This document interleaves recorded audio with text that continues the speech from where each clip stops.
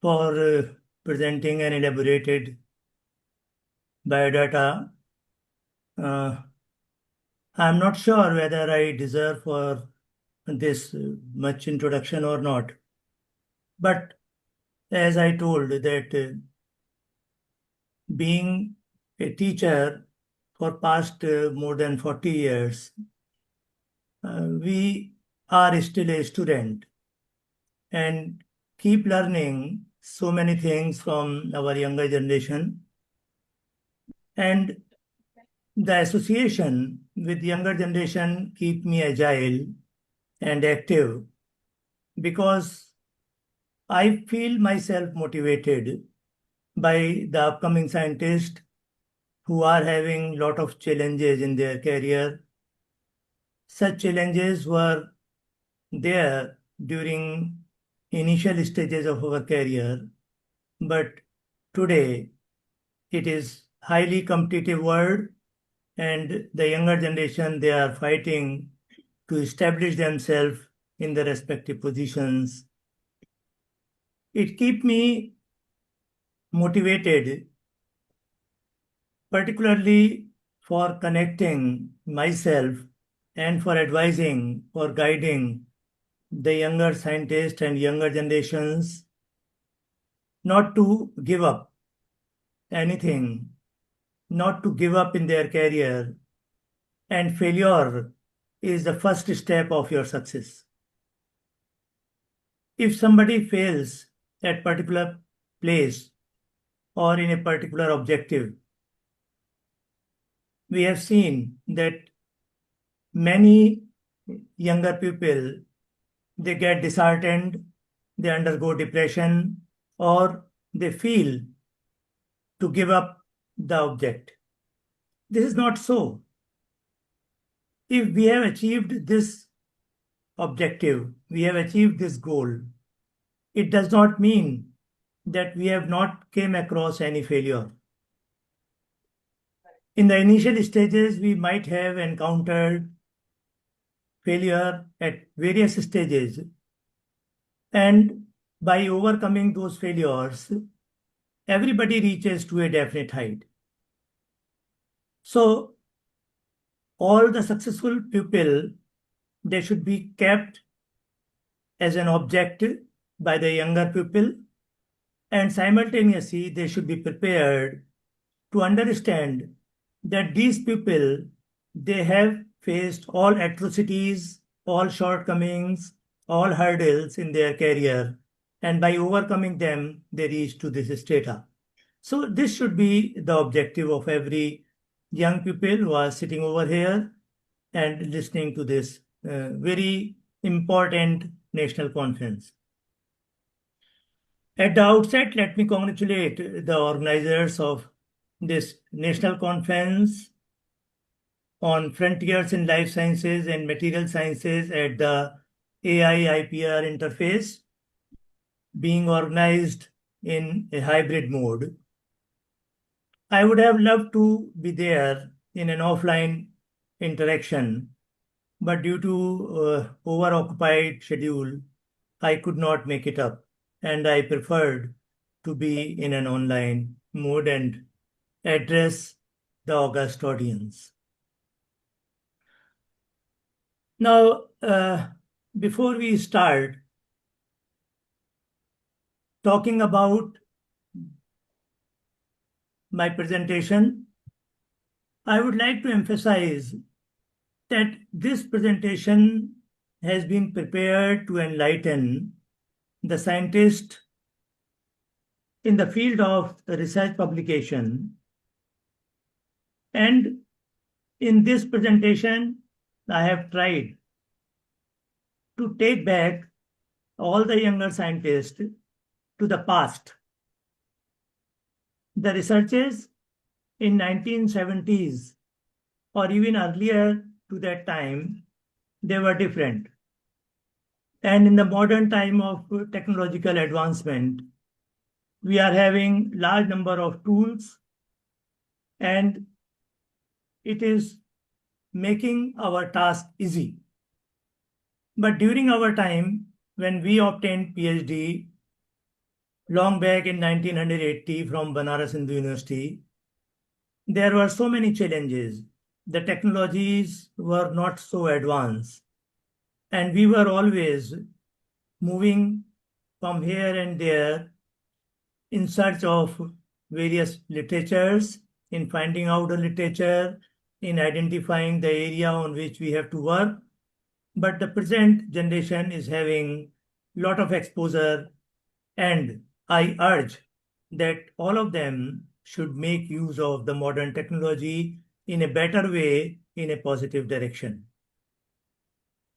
Since I had been handling the society for last 37 years, and the journal Vegetos, which was spelled by Madam Silpa as Vegetos. In fact, it is Vegetos, which relates to the vegetation, to the agricultural area, to the plant sciences, plant biotechnology, and agriculture biotechnology. So it was established in 1988, and running a journal for 37 years is a big challenge. So with the help of younger fellows, my associates, we had been able to pull it on up to 37 years. And now I wish that the younger generation should come forward and they should carry forward this very important task, which has now become a global journal and is being loved by the plant biotechnologists world over. So let me share the slide because we are running short of time and we need to have other lectures also.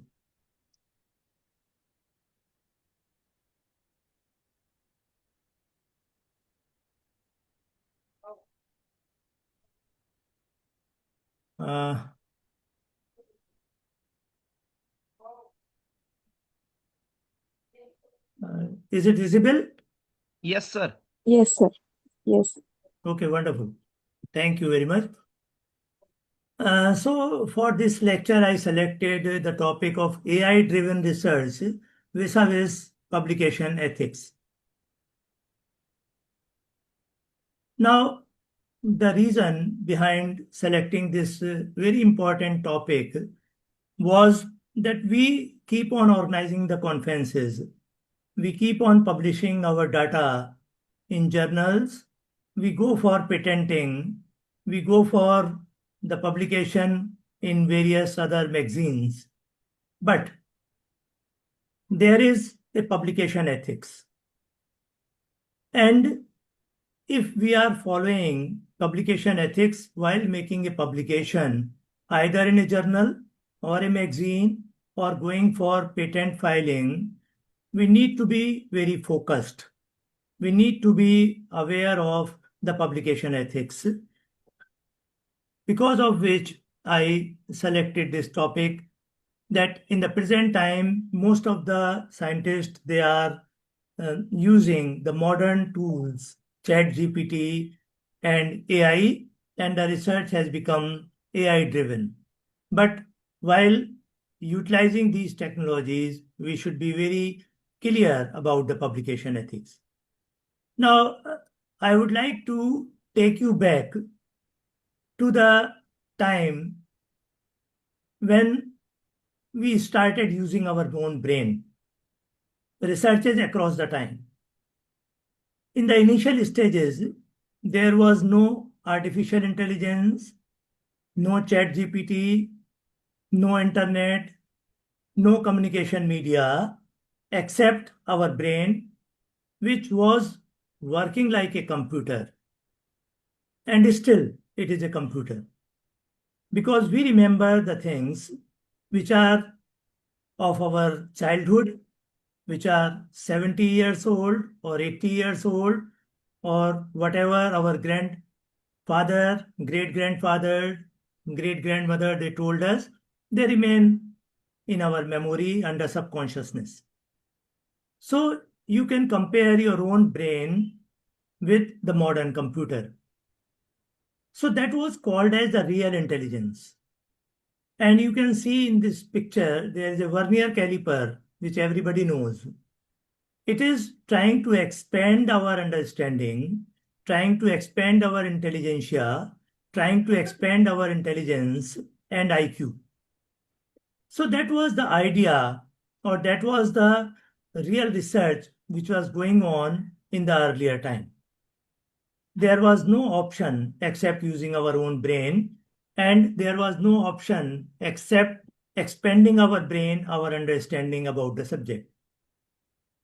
Whatever old theories you study, maybe the Mendel's laws, maybe the Darwin's theory, maybe Newton's theory, or anything, they were developed by those persons using their own brain, not by any technological advancement.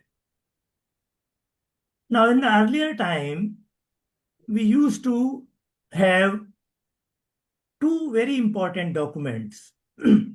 My motive is to apprise the younger scientist about biological abstract and current contents.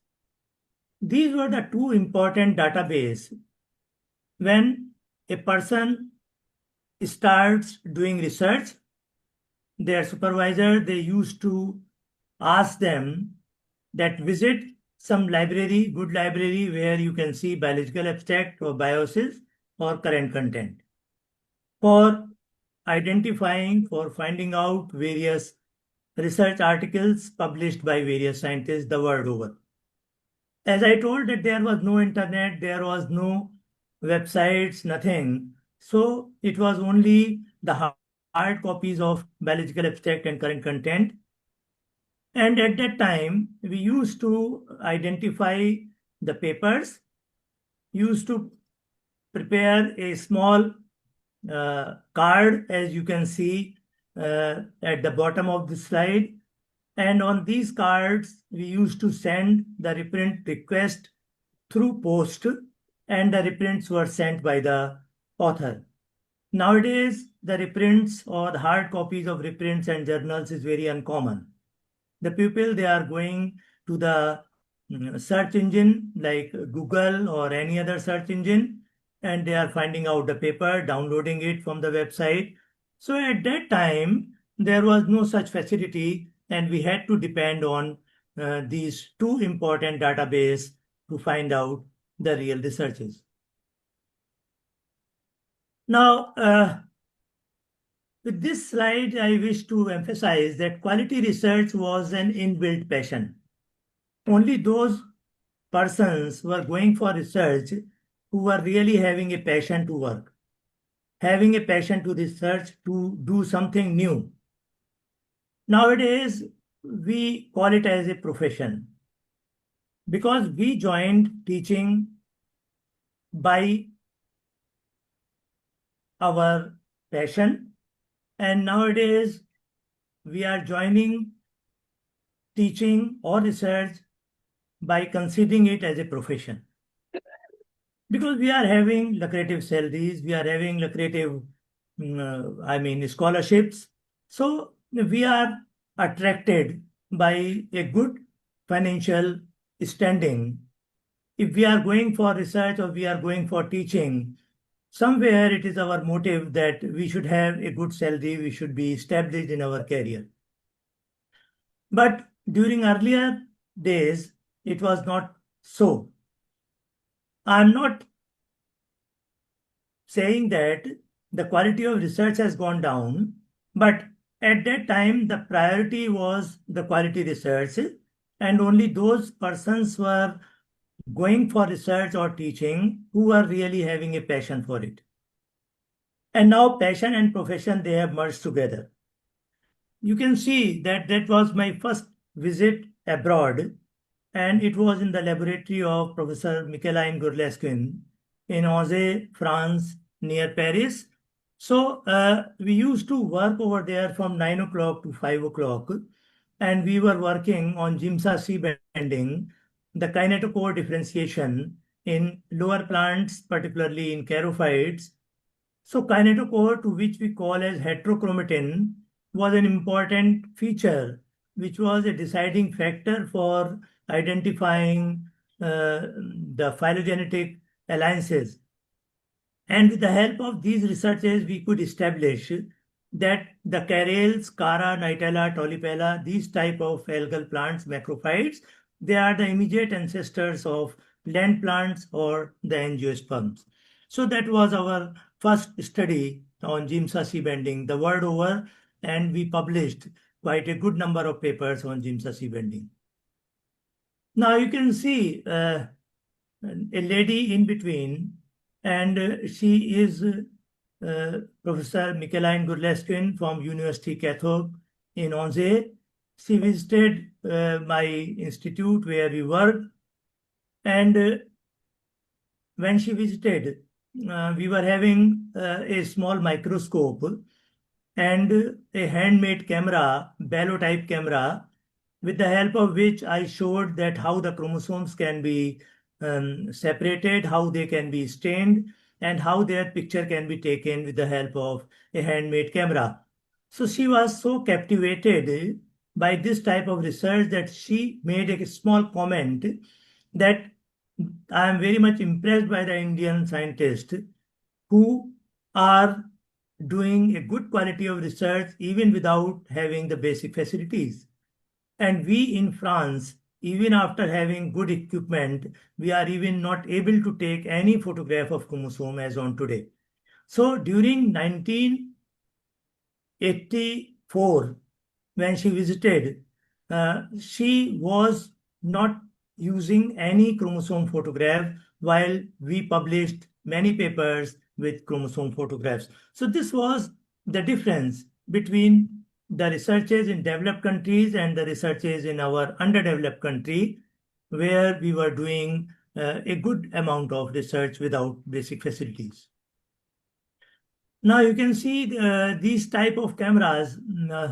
This picture I deliberately took from a museum in Indian Veterinary Research Institute, where one of my old friend, Professor Ramesh Somvanshi, he showed me different types of microscopes which were being used by the earlier researchers, and we also used it during our research and during the research done by many of our students.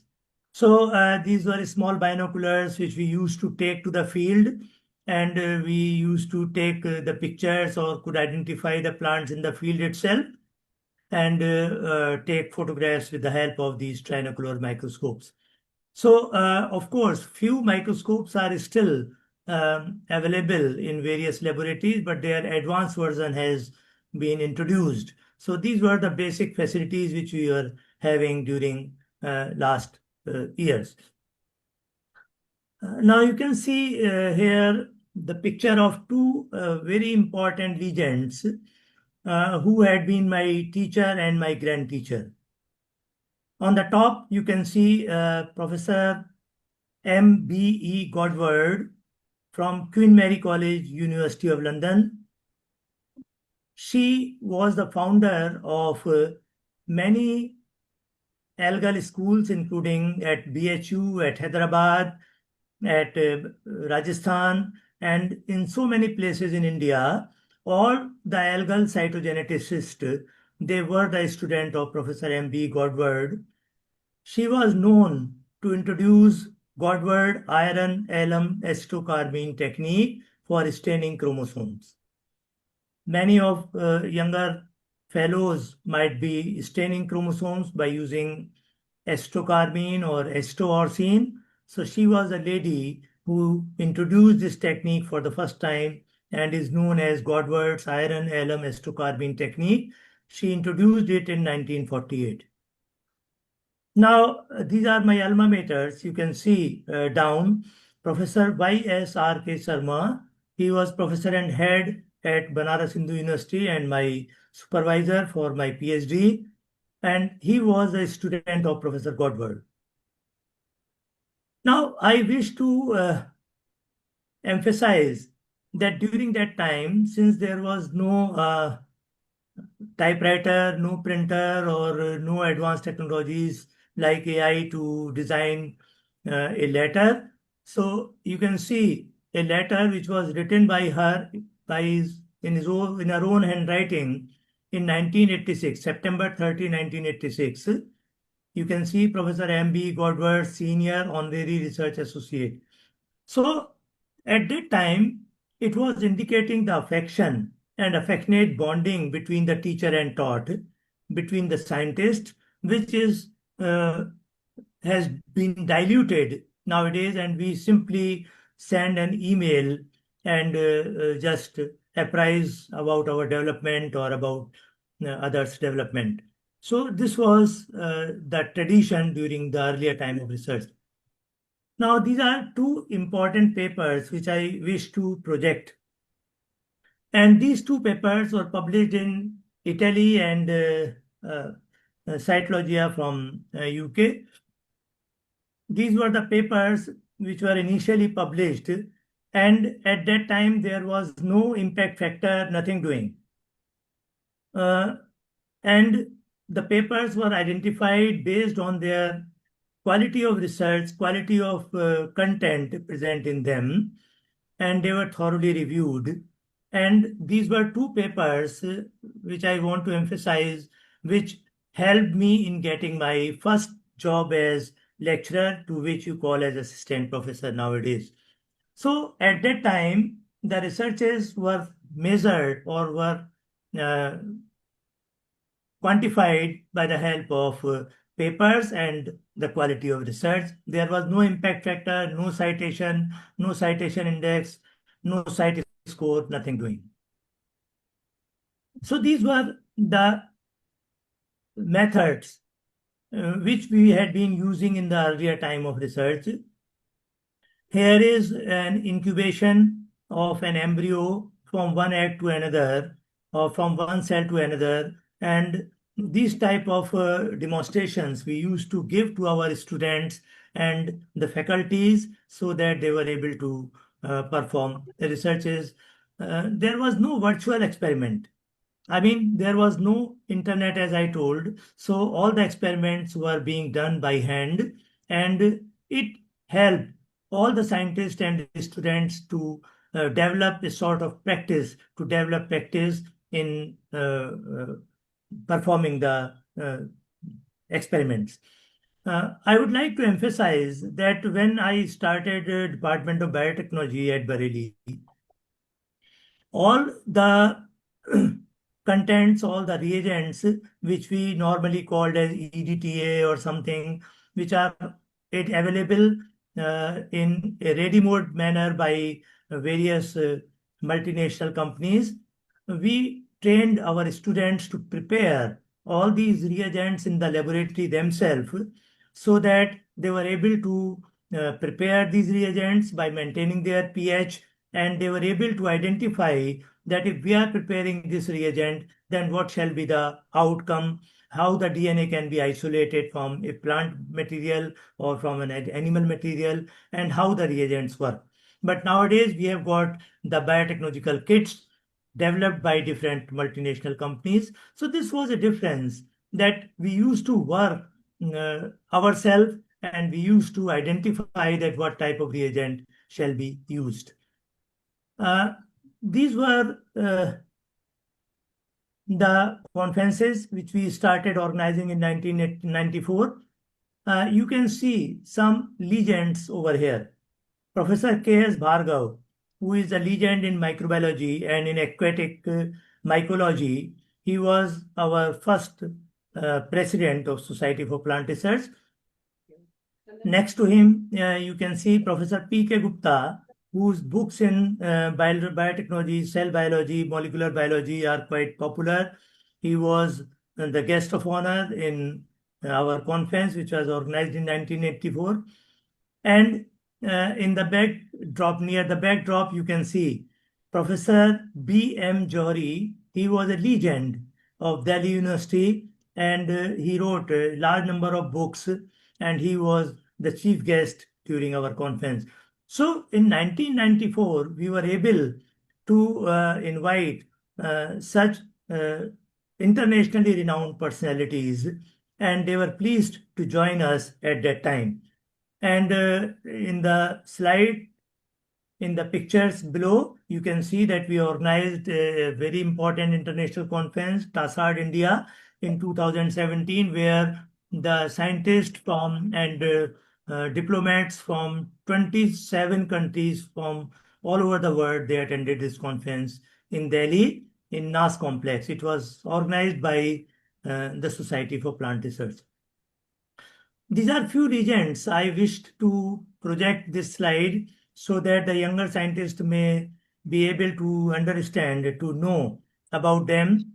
On the left-hand side, he was the director, College Development Council, Professor BBS Rajada, then Professor S.K. Sapori, Professor M.P. Yadav, Professor R.K. Gupta, Professor T.S. Kahlon from California, myself, Professor B.P. Singh, Head of Botany Department at Delhi University, Professor Paramjeet Khurana, Professor Manju Sharma, who was the Director of Department of Biotechnology, Professor R.B. Singh, who is a chairperson and chancellor of many agriculture universities, then Professor Anupam Verma.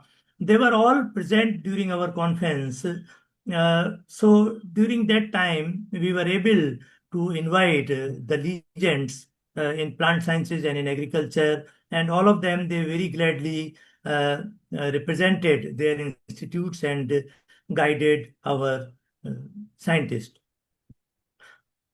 Now, I had an opportunity to organize a conference at National University of Ireland in Galloway, Ireland, during 2008, and where I met the General Secretary of International Phycological Society.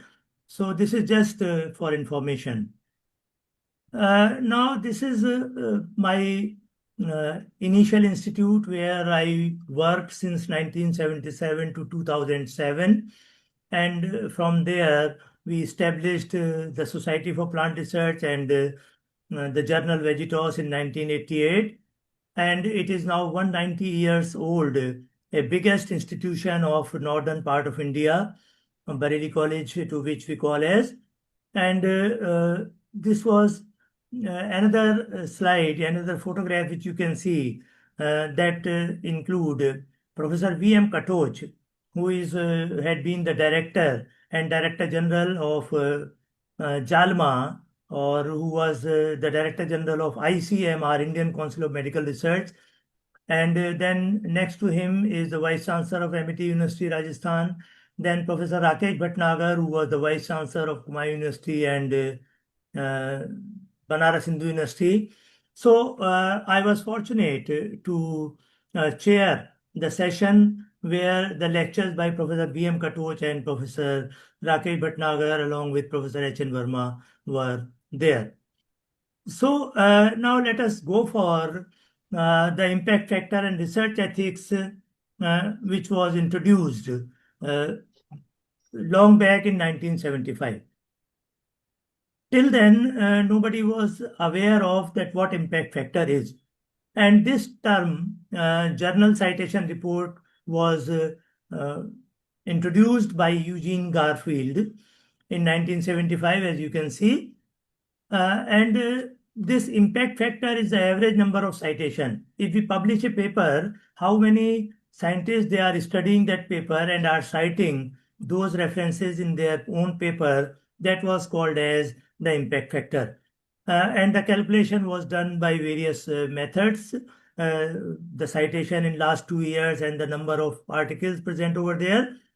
The purpose of this impact factor was to identify the selected journals, the important journals, and the institutions where quality research is being done.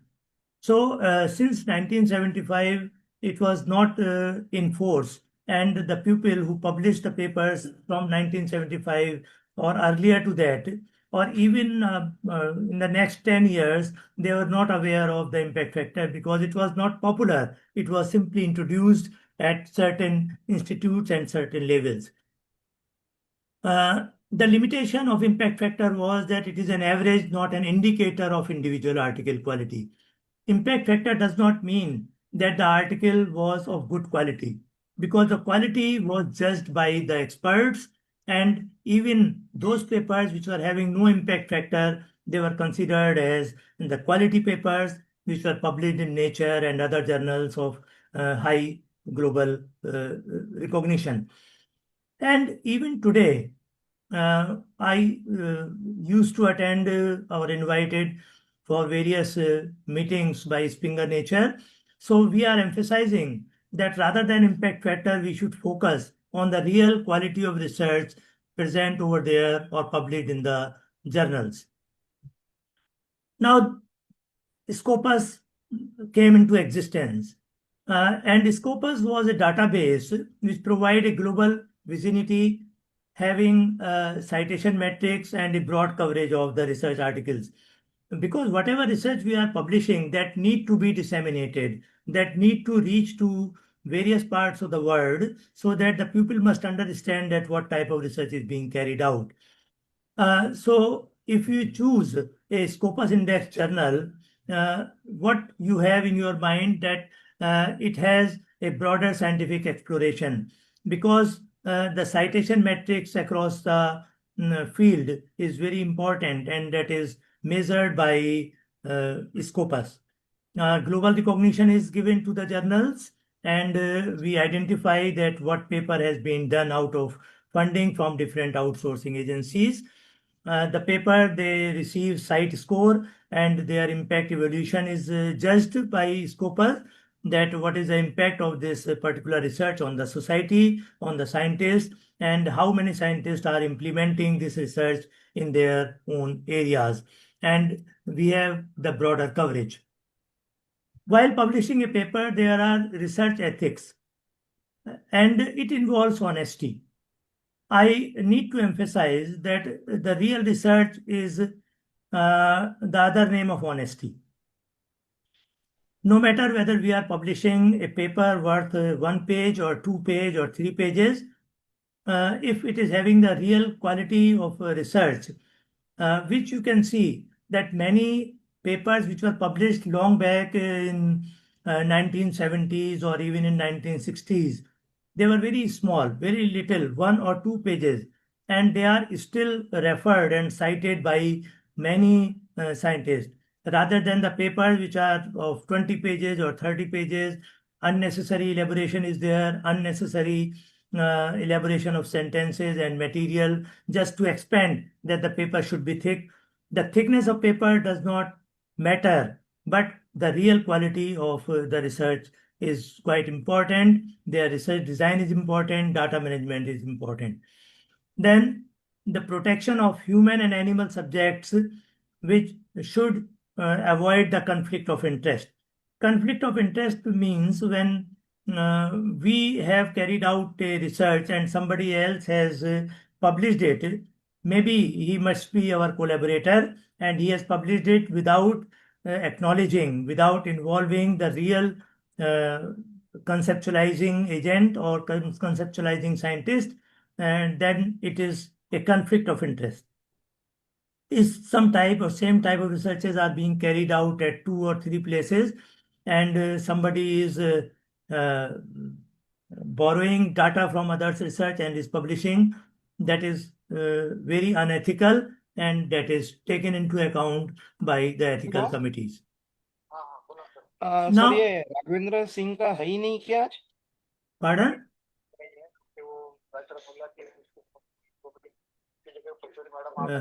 Do you want to have any question? हाँ हाँ Kindly keep your mic mute, okay. Dr. Banginwar. Yes sir, 1 Please minute. keep your mic mute here, kindly. This was the statistics for Vegetos, just for a reference that the Vegetos is being served by so many countries and there are many more which I could not enlist over here. Now the Vegetos as on today is having the site score 2.5, which is a good score. It started from 0.5 and then it increases by 0.1, 0.2, 0.3 like that. And now it is 2.5 and its Q3 is 0.25. Now you can see that Vegetos received Growth Impact Award in 2025 by the director of Springer Nature in an event at Delhi. And it was a very prestigious award which was conferred to Vegetos for establishing or for leaving a good impact globally on the scientific community. This slide indicates the authorities, the vice presidents of Springer Nature, and our executive publisher. In the front, you can see Dr. Mamta Kapla, who had been instrumental in helping Vegetos step by step. And this is the award which we received during that conference, during that workshop. It was a big achievement to the journal globally. And now you can see that we had been, I was invited to various workshops. It is called a Journal Development Symposium, and in 2024, I was invited to chair a session, and you can see various vice presidents and authorities of Springer Nature which were together to witness this event. This was the Journal Development Symposium, and you can see Venkatesh Sarasiddhi, Marika Kambin, Deborah Sweet, and myself who were presenting the session. Now, this is very important slide for the younger scientist and the scientist of plant sciences and biotechnology. This is called as COPE. COPE, you all understand, it is Committee on Publication Ethics. Vegetos is a member of COPE. There are very few journals who are the member of COPE. The head office of COPE is in UK. And with the help of this committee, COPE committee, we identify various types of complaints which will arrive to us, like somebody has copied the data, somebody has copy pasted the details, or has undergone plagiarism, has omitted the real scientist and has not included him as an author. He has repeated the publication, has already published the paper earlier and has now published it again by his own name or by adding few other authors. All type of ethical practices. Now they come to our committee and we finally decide that what action should be taken on this particular paper. So this is a very important ethical committee where publication ethics is followed. And you can see that the motive of this committee is to have good publication and to handle the research misconduct. At certain universities or institutes, you will find that the misconduct is happening either at the level of supervisor or at the level of a student. Some of the students, they work in a project for 3 years and they publish the data of that project independently without involving the principal investigator. That comes under research misconduct.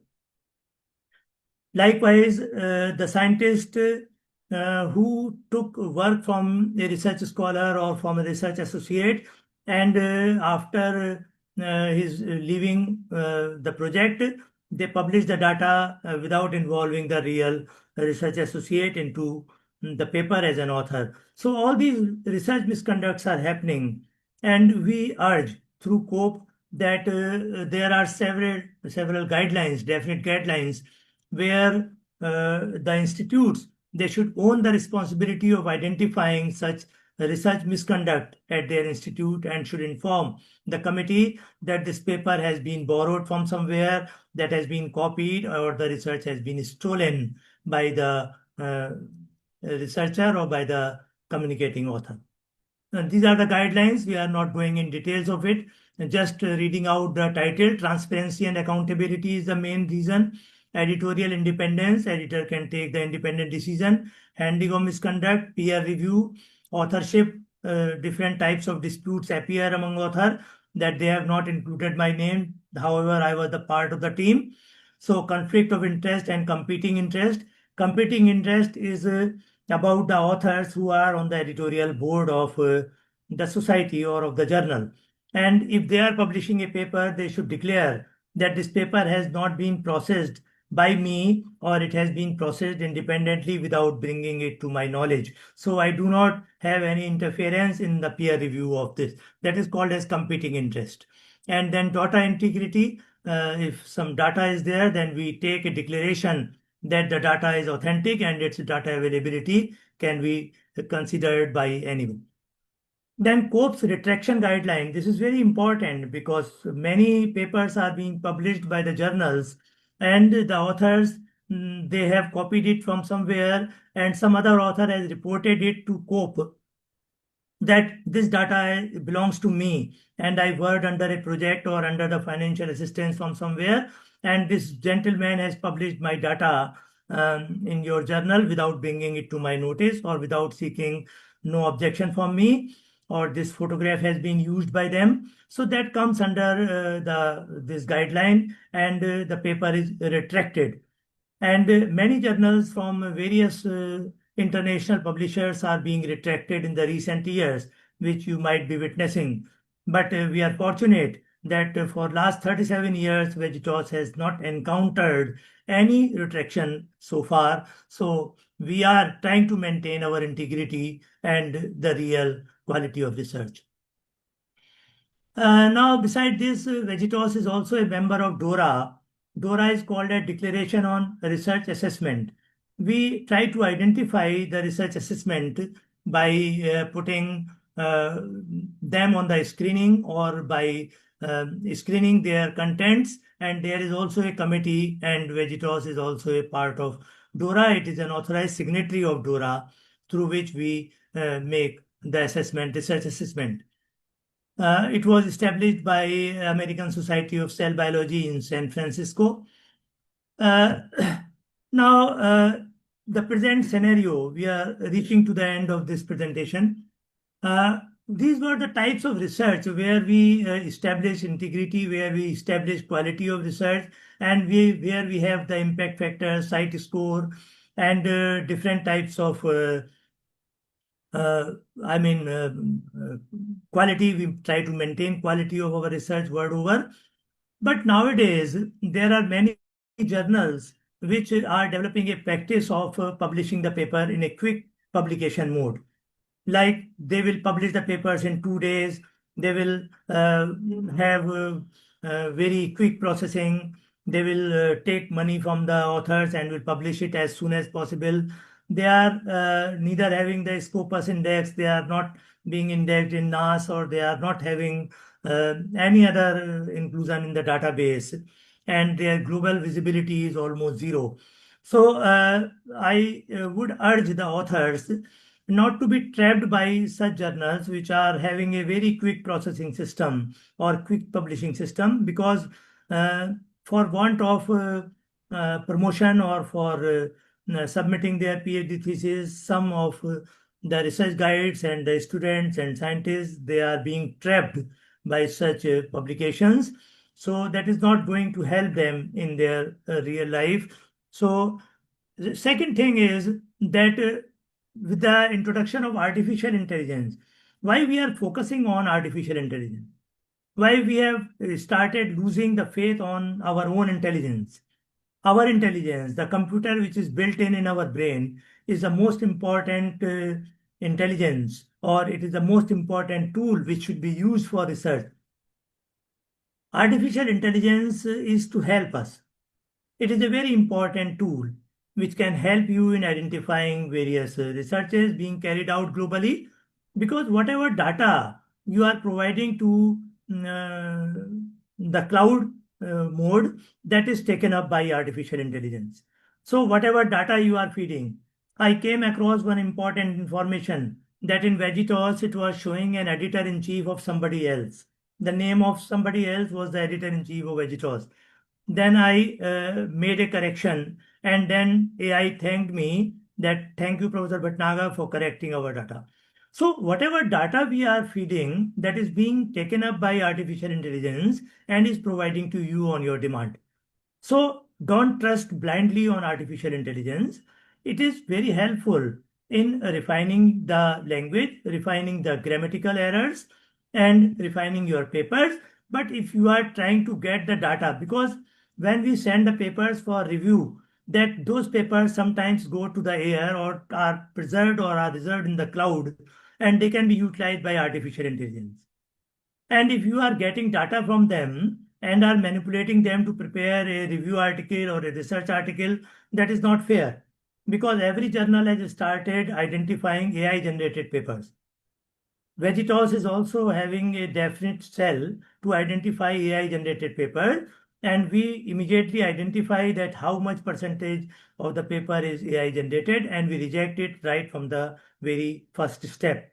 So be aware of the use of artificial intelligence in research, and you should utilize your intelligence and should uh, rectify or should improve, refine your research articles rather than using AI for designing the complete paper. I have seen that the research scholar, they are writing review articles. This is very unfair because the review article is a torch bearer. You have to have the research review article from those scientists who are an authority in the field. But the research scholars and but the young scientists or the upcoming scientists, they do not use their own intelligence. They simply gather the information on a topic from Google or from other search engines and articulate them and submit a review article. Believe me that from Vegetos, 80 to 90% such review articles are rejected at first instance. So we are not entertaining review articles from the career beginners. We are taking research review articles from the authorities in the area of expertise. So with this, I thank you all very much for a patient hearing, and I wish this conference in a virtual mode and the offline mode to be a great success. And I'm sure that the younger scientists who have attended this conference, who are attending this two-day conference, will be benefited by various very important lectures from the authorities and will make use of it in their future career. Thank you very much and thank the organizers. Thank you, sir. So, any questions from the participants?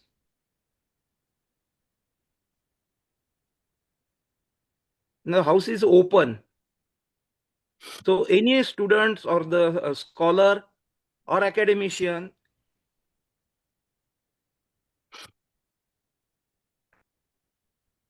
sir, my question, sir. Yes, please. Sir, in a present scenario, there are n numbers of the publication which is available in the market. Yeah. And everyone goes for the publication just for the cash. Yeah. To get the certain marks. Exactly. There are so many the publishers who are been in contact with the academicians. Are you interested in the paper or the research writing or the thesis writing? It is a good scenario for the research persons as an ethical point of view. Actually, we few years, I think 2-3 years back, we organized two very important webinars, particularly for those who are believing on NAS impact factor and those who are believing in UGC care list, which has now been discontinued. So there were two different webinars. So we unanimously emphasized that the API score which has been introduced for the career advancement schemes or for submission of PhD thesis, that binding of two papers, two published papers, that has potentially harmed research quality. This is what I understand. And most of the persons, they were asking me, sir, you have raised a very burning question, and it is very serious issue because API score. I said that no, API score does not mean that the substandard quality of paper should be entertained. And because of the increasing API score, the mushroom growth of false, fictitious, short-lived, and unidentified journals has cropped up. Large number of journals are coming up which are publishing by getting some few papers, few money out of that, and they are publishing the papers, and the API score is being increased. So API score is good if we keep on monitoring the quality of papers which have been included in them. Second thing, the publishers, they should also be identified that which publisher is good enough or which publisher is globally recognized, and what is the mode of publication?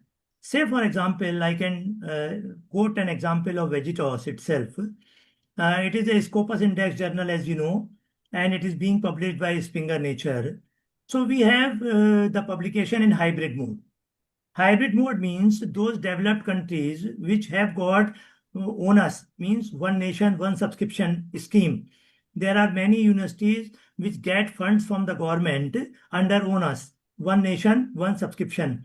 So if you are publishing a paper and if the government has provided you sufficient fund under ONUS, then you are able to meet out the APC, yani publication charges, applied publication charges, because you have not to pay money from your own pocket.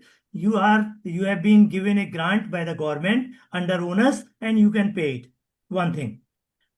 In the developed countries or in the underdeveloped countries, or you can say the developing countries like India, Bangladesh, Sri Lanka, Pakistan, and like that, the funds are very scarce. And for that, we are having the hybrid mode of publication in the subscription mode.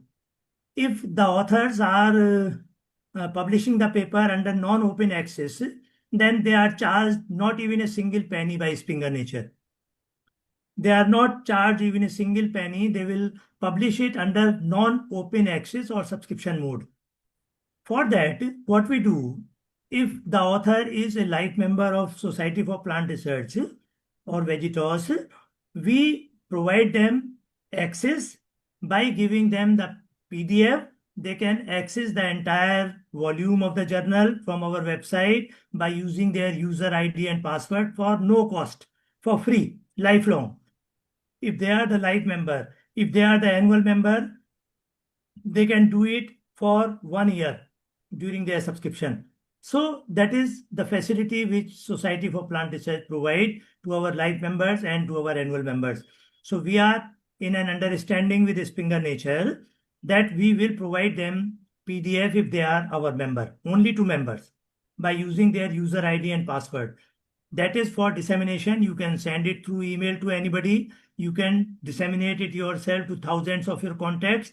But if you are going for open access under Springer Nature, then you will be applied with the APC, applied publication charges by the Springer, which normally the Indian people, they do not prefer because it is very high, and only those institutes or universities which are covered under ONUS, I told you, one nation, one subscription, only they can get the funds and they can give it to Springer Nature.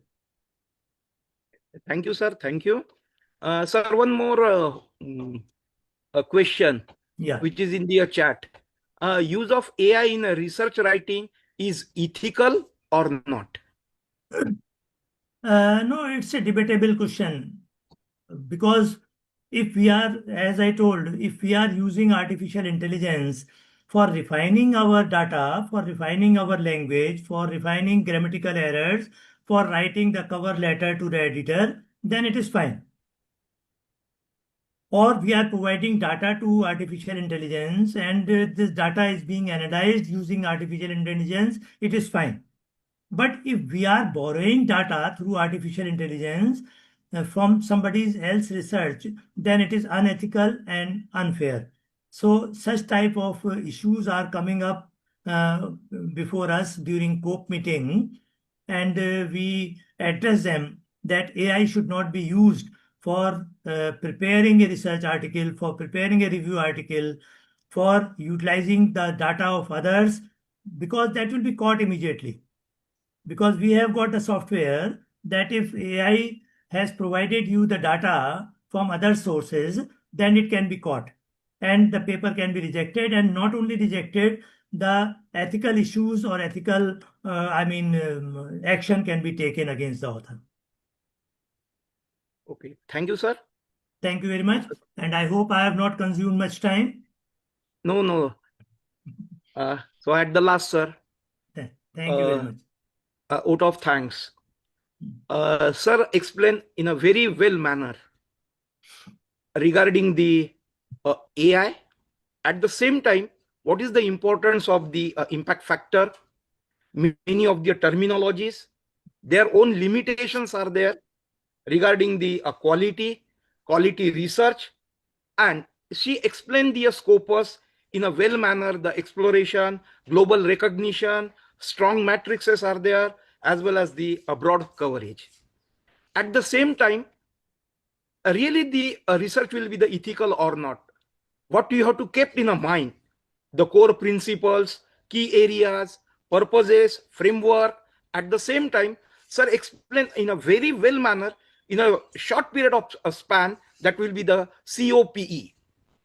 I really thankful. He spent his own important time and share his ideas on the today's framework that will be the AI driven. Thank you, sir. On the Thank you behalf very much. Thank you all. Thank you all the national audience and conference. wish you good luck. Thank you, sir. Thank you. Thank Yes. Next time we will see in a offline mode. you. Sure. I would love to be there. Yeah. Thank you. Thank you, sir, Thank you. for your precious time which spent with us. Thank you. So now the second technical session as a keynote speaker.